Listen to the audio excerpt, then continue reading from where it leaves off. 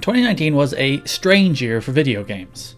I'm about to rattle off the 10 best games I played this year, 10 games that are good and interesting and worth your time, but it's been a year without a heavy hitter. I'm in the process of putting together a Game of the Decade list, and none of these games will appear on it. It was a year stuffed with very good games, but little truly transformative. Nothing genre defining that simply has to be played. Even within this list, bar the game I placed at number 1, I could rank them differently on any other day. There isn't really much between them. In some ways though, this makes for a more interesting Game of the Year discussion, because without a Breath of the Wild, Red Dead Redemption 2 or God of War in the mix, you're likely to see a much wider range of Game of the Year choices. That's actually pretty neat. But despite the year lacking a towering tentpole, there has been dozens and dozens of great games this year. Here are my 10 favourites.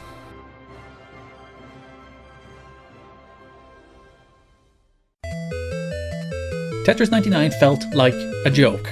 Revealed and released during the February Nintendo Direct, it felt as if somebody had decided to spoof the burgeoning Battle Royale genre with the most absurd spin on it possible, the absurd T-spin on it possible, some may say. But no, Tetris 99 was real, and shockingly good.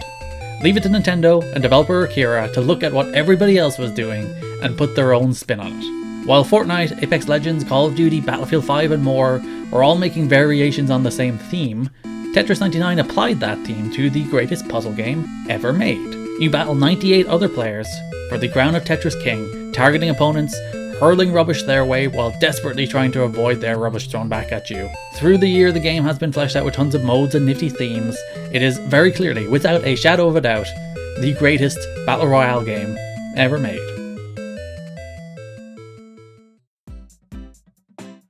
This entry was so nearly Control. If I had made this video as originally planned on Monday, Control would have been number 9. It's not entirely a game for me, but even I was lured into its impressive storytelling as you explore deeper into the oldest house, unraveling mysteries and throwing rocks at enemies' heads. Control's a cool game, but something happened on Christmas Eve.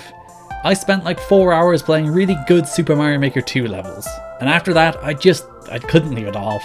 It's created so many wonderful creative levels at this stage, from the brilliantly inventive to the rewardingly challenging. Sorry Control, you got bumped, but you should probably play Control too. Even if it's not quite as good as user-generated content in Super Mario Maker.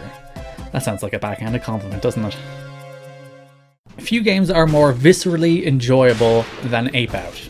As you race through its levels, smashing everything in sight to the pulsating drum beat, you tangibly feel all of it. Guiding an ape through its escape from captivity, each time you smash an enemy off a wall or force one to shoot another, it feels amazing.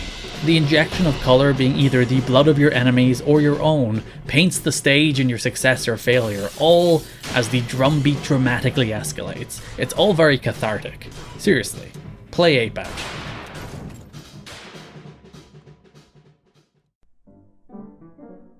Any game that features a press Y to honk prompt is probably a very good game. That's a pretty good rule of thumb to live your life by. Untitled Goose Game may seem very silly, and it is, but its sense of farce is unlike any other game at the moment. You play as a horrible goose, the anti-hero the world was waiting for, tormenting a small town. The poor townsfolk didn't do anything to the goose, they're just trying to go about their day. But you pester and torture them until you can steal their belongings or trap them in a phone booth. The stakes couldn't possibly be lower, and it's all a delight. A breath of fresh air in a world of grim shooters, Untitled Goose Game captured the hearts and imaginations of people far beyond the scope of the game itself. It became a meme for very good reason. I beat Sayonara Wild Hearts, and then I immediately beat Sayonara Wild Hearts again. I then proceeded to gold rank every single level. I don't do that. I never do that. The second I see credits in most games, my investment levels completely disappear. I'm out. But every so often I still dip into Sayonara Wild Hearts. Levels and the game as a whole, honestly, are short enough that you can pop in, play a couple levels, and pop out in just a few minutes. Each level is musically charged joy, driven by stellar music, a striking art style, and tons of variety. You can beat the entire game in an hour, and there's no reason not to. Or at the very least, listen to the soundtrack on Spotify. The music in this game is so damn good. In some ways it feels like Luigi's Mansion 3 flew under the radar, and it really shouldn't have. It rules in every single way. It looks absolutely amazing. Each and every frame of animation is gorgeous and detailed and specific and charming. Luigi cowers from room to room, desperate to avoid the spooky ghosts. The game revels in rendering Luigi's terror in as much hilarious detail as possible. The puzzles are all smart, each themed floor is unique and inventive, the bosses are great, and then, perhaps most importantly, vacuuming up everything in sight is surprisingly engaging in and of itself. There's an added layer of physics and destruction to the environments now, so watching things crumble and then disappear into your poltergust is very satisfying. Everything about Luigi's Mansion 3 is delightful. I'm a coward. A big, giant coward who is afraid of everything and hates scary games. Thus, Resident Evil 2 Remake was extremely effective on me. My anxiety levels would go through the roof as zombies approached and I was running out of ammo, and I'm bad at shooting games, so I'd miss half my shots and end up with 3 zombies chasing a defenseless me through the hallways as I desperately looked to escape. Then Mr. X would show up and it'll all become a disaster of terror. This was the first Resident Evil I ever played, so all of their tricks were doubly effective. Sheer fright aside, this was Capcom's puzzle and progression formula executed perfectly, looking and sounding better than ever with the remake. Though I'm a giant coward and this game is scary, and scary games are bad, even though this is the 4th best game of the year. There are likely very few other Game of the Year lists that put Yoshi's Crafted World this high up. It is a game built from the ground up specifically for me.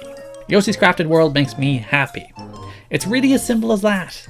I play the game and a gleeful dopamine hit goes off in my brain as I walk through the brilliantly constructed creative levels, admiring every cloud dangling from the sky, every paper plate hill, every tin can playing the role of a platform, every helpless shy guy indiscriminately slaughtered.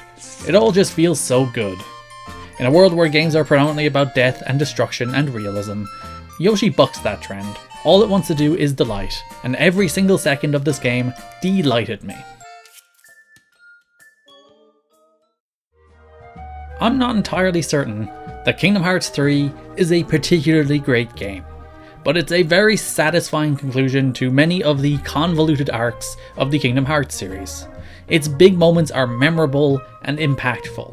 The combat is somehow even more absurd than ever, chaining together attacks, Keyblade transformations, magic, and absurd Disneyland ride-themed specials. Not all of its worlds are created equal. Frozen and Tangled feel a little too bland, whereas the bigger, more open Pirates of the Caribbean, Toy Story, and Big Hero 6 areas are great. But exploring them filled with Disney fan service and utterly ridiculous Kingdom Hearts exposition is as silly and fun as it's ever been. It's a satisfying conclusion to many of these stories that Kingdom Hearts has been telling for the best part of 20 years. It's all utter nonsense, but if you're on board, it's fun utter nonsense.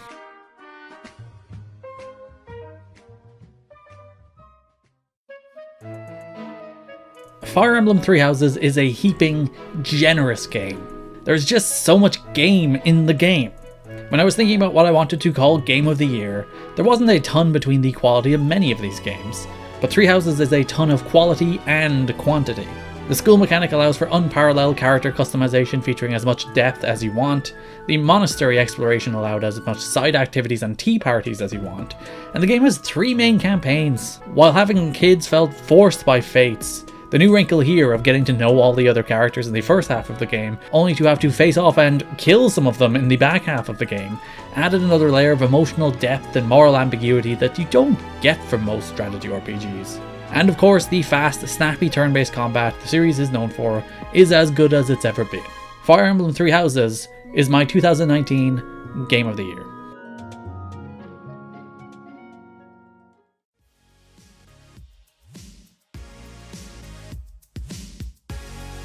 Thank you so much for watching. That's it. That's 2019. We're done. Those are the best games of 2019. I'm interested to hear what your Game of the Year is because, as I said, there's no real frontrunner, so I think there's going to be a very diverse range of games of the year this year, and that's pretty cool. You can follow me on Twitter at GarkidneyGA or ETTKIDNEY. On your left, my review of Pokemon Sword and Shield, which didn't make the cut, and on your right, my look at the history of Zelda title screens. Thanks for watching.